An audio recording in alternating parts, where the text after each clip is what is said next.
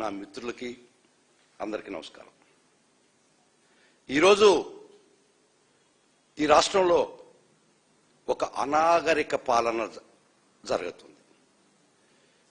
మనసులో బాధేస్తుంది. As a legal officer who worked as a top legal officer of the state once, ఇంత అరాచకాలు కళ్ళ ముందర జరుగుతున్నా కూడా దీన్ని అడ్డుకట్ట వేయలేకపోతున్నావా, వేయలేమా అనేది ప్రతిరోజు మదనపడే సమస్య. కానీ చాలా సంతోషం, ఈరోజు మీకు అందరికీ తెలుసు, అంబటి రాంబాబు గారు ఆ కేసులో కోర్టులో కూడా అదే వాదన చెప్పాను. ఆ రోజు లోపల ఉండాల్సిన వాళ్ళు బయట ఉండారు, బయట ఉండాల్సిన వాళ్ళు లోపల ఉన్నారు అని చెప్పాను. ఆయన ఇంటి మీద పడి అనాగరిక చర్యలు చేసి వందల మంది ఎమ్మెల్యే మనుషులు తీసుకొచ్చి ఒక కేంద్ర మంత్రి పదవిలో ఉన్నటువంటి ఎంపీ గారు 24 గంటల్లో సినిమా చూపిస్తాం, అప్పుడు లెక్క వేరే ఇప్పుడు లెక్క వేరే చూస్తామన్నటువంటి ప్రోద్బలం చేసినటువంటి కేంద్ర మంత్రి గారు, వారి మాటలు ఉపదేశంగా తీసుకుని ఆ ఎమ్మెల్యే గారు వగైరా వగైరా వారి భర్త గారు ఒక రాక్షస రాజ్యం, రావణ కాష్టం క్రియేట్ చేశారా లేరా అని ఒకటి అడుగుతున్నాను. ఆ కేసులో లోపల ఉండాల్సిన వాళ్ళు ఏమన్నా, లోపల ఉండాల్సిన వాళ్ళు బయటే ఉన్నారు కదా. ఎవరైతే అంత ఘాతకానికి పాల్పడినటువంటి వాళ్ళు ఎవరైనా లోపల ఉన్నారా? లేరే. బయట ఉండాల్సినటువంటి రాంబాబు గారు ఈరోజు లోపల ఉన్నారు కదా. కాబట్టి ఈ రాష్ట్రంలో చట్టాన్ని గాలికొదిలేశారు. ప్రతిరోజు ఒక అరాచకం, ఒక దాష్టికం, ఒక దౌర్జన్యం చేస్తే ప్రజలు దీని మీద చర్చ జరుగుతూ ఉంటుంది. పాలన గాలికొదిలేశారు. వాళ్ళు ఇచ్చినటువంటి ప్రజలకిచ్చినట్టు హామీలు గాలికొదిలేశారు. అవి చర్చకి రానికుండా ప్రతిరోజు ఒక దుర్మార్గమైనటువంటి దాష్టికం చేస్తే ప్రజలు ఇదే డిస్కస్ చేసుకుంటున్నారు అనేది ఒక దీంతో ఈ రాష్ట్రంలో ఈ ప్రభుత్వం స్టేట్ స్పాన్సర్డ్ టెర్రరిజానికి వంతపాడేటువంటి వ్యవస్థలు, ముఖ్యంగా పోలీసు వ్యవస్థ ఆ రోజు అంతా దౌర్జన్యం జరుగుతుంటే, ఆర్సన్ జరుగుతుంటే, అటెంప్ట్ మర్డర్ జరుగుతుంటే, ఒక ఇల్లు కాల్చేస్తుంటే వారు చూస్తా ప్రేక్షకులుగా ఉన్నారంటే ఇంతకన్నా దిగజారిపోయినటువంటి పరిపాలన ఎక్కడైనా ఉంటుందా? ఇంతకన్నా దుర్మార్గమైనటువంటి పరిపాలన ఎక్కడైనా చూసామా? అందరి మధ్య బీహార్కు బోలస్తున్నారా? తప్పది. బీహార్ చాలా బాగుంది మనకన్నా. బీహార్లో జంగిల్ రాజ్ అని ఒక నానుడు వచ్చింది. ఇక్కడ ఆంధ్ర రాష్ట్రంలో కూడా మన ప్రజల ముందు కర్తవ్యం జంగిల్ రాజా, జగన్ రాజా. ఈ ప్రజల ముందరిని వదిలేస్తున్నాం. మీకు కావాల్సిన జంగిల్ రాజా లేదా జగన్ రాజా కోరుకున్నప్పుడు ఇంత దుర్మార్గంగా వారి పిల్లలు, చిన్న బిడ్డలు ఉన్నటువంటి, ఆడవాళ్ళు ఉన్నటువంటి పరిస్థితిలో అది కూడా ఆలోచించకుండా వందల మంది, వేల మంది ఒక ఇంటి మీద పడి ధ్వంసం చేస్తూనే కూడా సుమారు ఒక 6-7 గంటలు రాత్రి 1:30 దాకా 8-9 గంటలు గుంటూరు నడిబొడ్డులో ఇది జరుగుతుంటే పోలీసు నిద్రపోతున్నారా? ఒక 4గురికి మొక్కుబడిగా పంపించి వాళ్ళని ముద్దాయిలకి ఎస్కార్ట్ ఇచ్చినటువంటి పరిస్థితి అవపడుతుంది టోటల్గా. ఈ పరిస్థితిలో మా ఫార్మర్ హోమ్ మినిస్టర్ గారు, తర్వాత లేళ్ల అప్పిరెడ్డి గారు ఎమ్మెల్సీ, ఎంపీ మోదుగుడు వేణుగోపాల్ రెడ్డి గారు, వేమారెడ్డి గారు, వీరు పోయి ఎస్పీని ఆడియన్స్ అడిగితే ఇది వారి దృష్టికి తీసుకుపోయి అట్లీస్ట్ రక్షించండి అని అడగడానికి పోతే గేటు కాడ నుంచి కూడా ఎంట్రీ లేనటువంటి పరిస్థితి ఈ రాష్ట్రంలో. ఒక ఎస్పీ స్థాయి వ్యక్తి ఇంత అక్రమం జరుగుతుంటే former home minister, MP, present MLC, తర్వాత మా కౌన్సిల్లో ఉన్నటువంటి ప్రతిపక్ష నాయకుడు బొత్స సత్యనారాయణ గారు డీజీ కాడ నుంచి, ఇంటెలిజెన్స్ డీజీ కాడ నుంచి ప్రయత్నిస్తుంటే ఒక్కరి దగ్గర నుంచి కూడా జవాబు రాలేదంటే ఈ వ్యవస్థ ఎక్కడ తీసుకుపోయినారు, where we're being led to, ఎక్కడ తీసుకోవాలనుకున్నారు, ఎక్కడ తీసుకుపోయినారు, ఇంకా మీకు ఇంకెక్కడి దాకా తీసుకుపోయేట్టు మీ అభిప్రాయం మీకుంది. కాబట్టి ఆ రోజు రాంబాబు గారిని అరెస్ట్ చేసి కోర్టుకు ప్రొడ్యూస్ చేసేటప్పుడు మేము చాలా తీవ్రంగా ప్రతిఘటించాం, రిమాండ్ చేయడానికి లేదు అని. ఎందుకంటే ఒక హేట్ స్పీచ్, ఒక స్పీచ్ వల్ల ఏమన్నా అఫెన్స్ జరిగితే దాని మీద ఏమన్నా కేసు రిజిస్టర్ చేస్తే ఇమ్రాన్ ప్రతాప్ గడి అనే సుప్రీంకోర్టు జడ్జిమెంట్ ప్రకారం ప్రిలిమినరీ ఎంక్వైరీ లేకపోతే ఎఫ్ఐఆర్ కట్టడానికి లేదని సుప్రీంకోర్టు చెప్తే అయినా కూడా మేము కోర్టు వారి దృష్టికి తీసుకుపోతే దురదృష్టవశాత్తు కోర్టు వారు మా వాదనల పరిగణలోకి తీసుకోకుండా రిమాండ్ చేయడం జరిగింది. చేసిన తర్వాత అసలు గేమ్ అక్కడి నుంచి స్టార్ట్ చేశారు ఈ ప్రభుత్వం, చంద్రబాబు నాయుడు. అక్కడి నుంచి రాష్ట్ర పెద్దలు గేమ్ అక్కడి నుంచి స్టార్ట్ చేశారు. కరెక్ట్గా 1వ తేదీ నుంచి 2వ తేదీ దాకా 36 కేసులు అక్రాస్ ది స్టేట్, ప్రతి పోలీస్ స్టేషన్ రాష్ట్రంలో 2 రోజుల్లో 36 కేసులు అంబటి రాంబాబు గారి మీద రిజిస్టర్ చేశారంటే వాళ్ళ రాక్షసత్వం, ఒక వర్గం మీద దాడి, ఒక వ్యక్తి మీద కక్ష, ఒక వ్యక్తి మీద పగ. 36 నెవర్ బిఫోర్ నెవర్ ఆఫ్టర్. నా జీవితకాలంలో ఇప్పుడు దాకా ఒక్క మనిషి మీద 2 రోజుల్లో 36 కేసులు రిజిస్టర్ చేశారంటే మీ రాక్షస ఆనందం ఏందని ఒక్కసారి అడుగుతున్నా. 36 కేసులు రిజిస్టర్ చేసి రాష్ట్రం నలుమూలగా 4 చెరువుల మీద రిజిస్టర్ చేసి ఫర్ ఓన్లీ 1 అఫెన్స్. ఒక్క అఫెన్స్ కి నల్లపాడు పిఎస్ క్రైమ్ నంబర్ 76 కింద రిజిస్టర్ అయినటువంటి ఒక్క అఫెన్స్ కి రాష్ట్రం నలుమూలల అదే ఇన్సిడెంట్, అదే కంప్లైంట్ పెట్టి కేసు రిజిస్టర్ చేయడం జరిగింది. చాలా స్పష్టంగా సుప్రీంకోర్టు ఏం చెప్తుందంటే ఒక ఎఫ్ఐఆర్ ఒక కాగ్నిజబుల్ అఫెన్స్ లో రిజిస్టర్ అయితే ఇంకా ఎక్కడ అటువంటి ఎఫ్ఐఆర్ రిజిస్టర్ కావడానికి లేదు. రిజిస్టర్ కాకుండా పోయినా ఆ కంప్లైంట్ ఇచ్చిన వాళ్ళు ఎఫ్ఐఆర్ రిజిస్టర్ చేయకుండా సాక్షిగా విచారించమని ఈ ఆనరబుల్ జస్టిస్ బిఆర్ గవాయ్ గారు, వినోద్ చంద్రన్ గారు 2025 సుప్రీంకోర్టు వారి తీర్పు.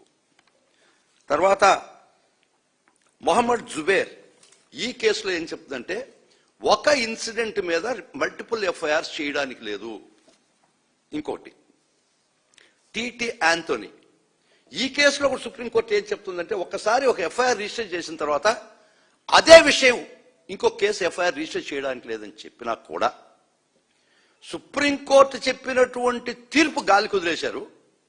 కానీ ఆర్టికల్ 141 ఆఫ్ ది కాన్స్టిట్యూషన్ ప్రకారం సుప్రీంకోర్టు ఇచ్చిన తీర్పు ఈ దేశంలో ప్రతి ఒక్కరూ బైండింగ్ అని ఆర్టికల్ 141 చెప్పినా కూడా ఈ రాష్ట్రంలో ఈ ప్రభుత్వానికి కాన్స్టిట్యూషన్ 141 లేదు.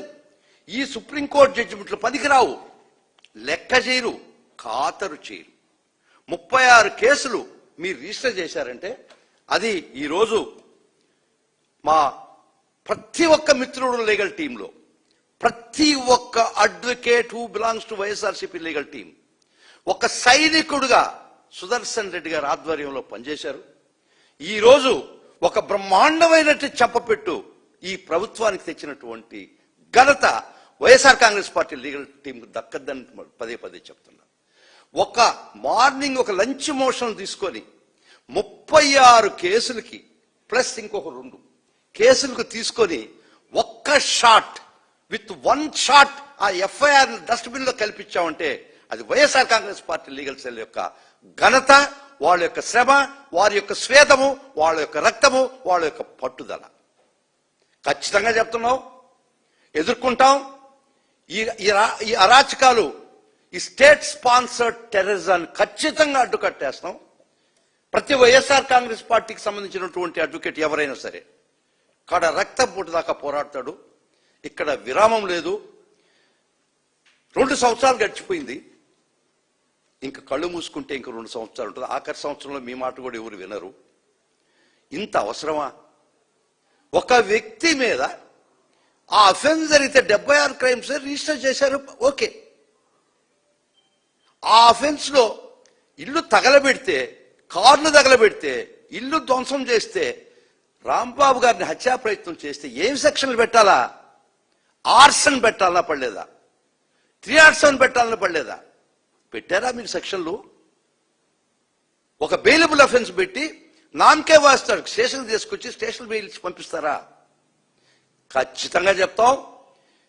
చట్టం అనేది సిఆర్పిసి 210 కింద మీరే కాదు ఇన్వెస్టిగేట్ చేసే హక్కు ఉండేది, మాకు కూడా ప్రైవేట్ కంప్లైంట్ చేసుకునే హక్కు ఉంటుంది. మీరు సరైన సెక్షన్ పెట్టకపోతే ఇమీడియట్ గా మేము వైఎస్ఆర్ కాంగ్రెస్ రాంబాబు తరఫున వైఎస్ఆర్ కాంగ్రెస్ పార్టీ బ్యాకింగ్ తో సెక్షన్ 210 సిఆర్పిసి పాత దాని ప్రకారం మేము ప్రైవేట్ కంప్లైంట్ వేస్తాం. మీరు వదిలిపెట్టినటువంటి ముద్దాయిని కూడా మేము చేర్పిస్తాం. మీరు పెట్టినటువంటి సెక్షన్లు మేము పెడతాం. చూడండి, త్వరలో చట్ట ప్రకారం మేము పోరాడతాం. చట్టమే మా లక్ష్యం. మీరు ఫ్లాష్ చేస్తున్నారు, మేము లా ప్రకారం పోతున్నాం, మీరు ఫ్లాగ్ ప్రకారం పోతున్నారు. ఈరోజు 36 కేసులు పెట్టినటువంటిది ఈరోజు చట్టం ఇంకా it's active. Only one shot.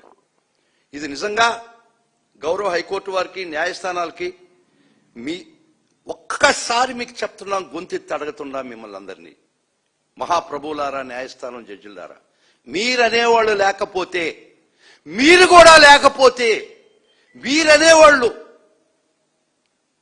ఉండకపోతే సామాన్యుని రాచి రంపాలు పెట్టి అరికాలు బూట్ కాలుతో నలిపేరా? ఈ వ్యవస్థలో ఉండే గొప్పతనం, ది హైయెస్ట్ ఇంటిగ్రేట్ న్యాయ వ్యవస్థ ఉంది కాబట్టి అట్లీస్ట్ సామాన్యుడు బ్రతికే పరిస్థితి ఇంకా ఉంది.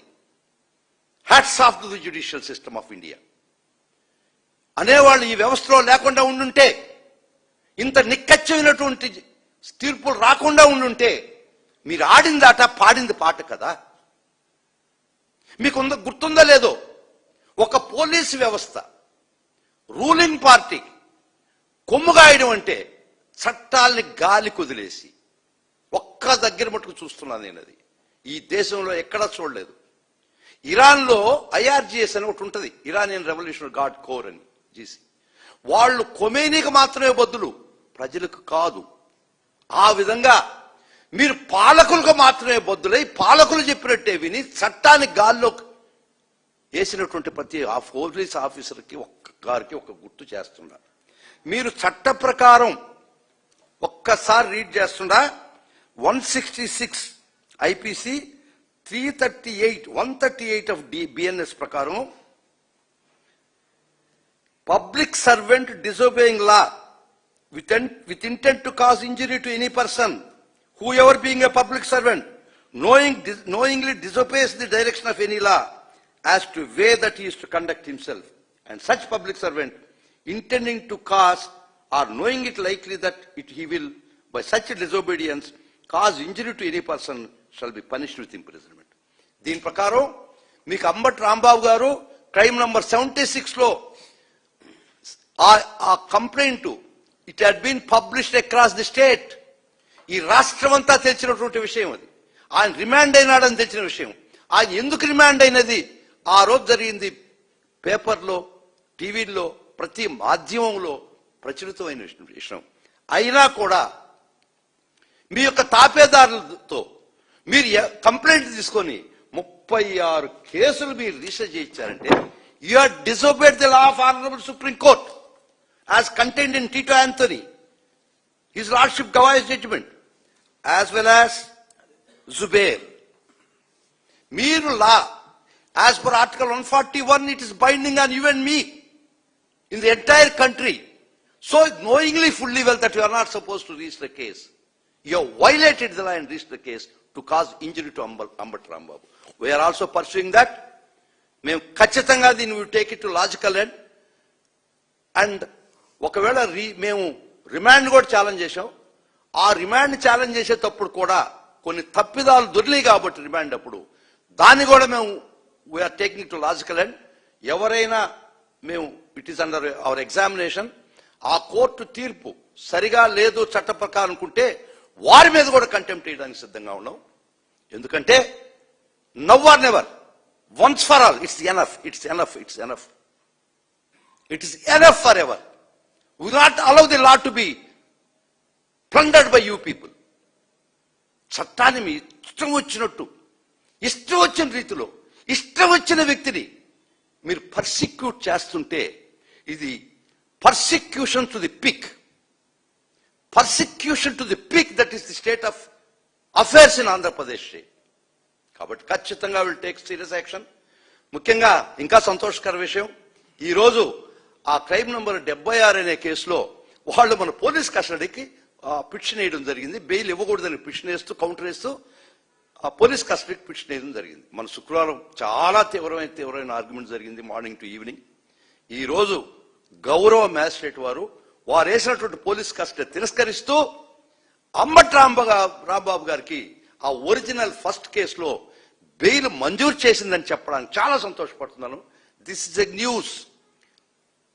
ఇది ఈ రాష్ట్ర ప్రజలకు ఒక భరోసా, ఒక అండ. ఎందుకంటే ఈ ప్రభుత్వం ఎవరిని హింసించాలనుకున్నా, ఎవరిని కాలరాయాలనుకున్నా, ఏ వ్యవస్థ మీకు అడ్డురాదు అనే ఫీలింగ్ నుంచి తప్పించడానికి మేము చేసినటువంటి ప్రయత్నం. చాలా చాలా సంతోషం. ఈరోజు అంబటి రాంబాబు గారికి ఆ కేసులో, ఒరిజినల్ కేసులో, ఫస్ట్ కేసులో, క్రైమ్ నంబర్ 76 నల్లపాడు పిఎస్లో వారికి బెయిల్ రావడం జరిగింది. వారు వేసినటువంటి పోలీస్ కస్టడీ పిటిషన్ తిరస్కరించడం జరిగింది. మరలా చెప్తుండా, ఇప్పుడు ప్రజల ముందు ఛాయిస్ ఒకటే,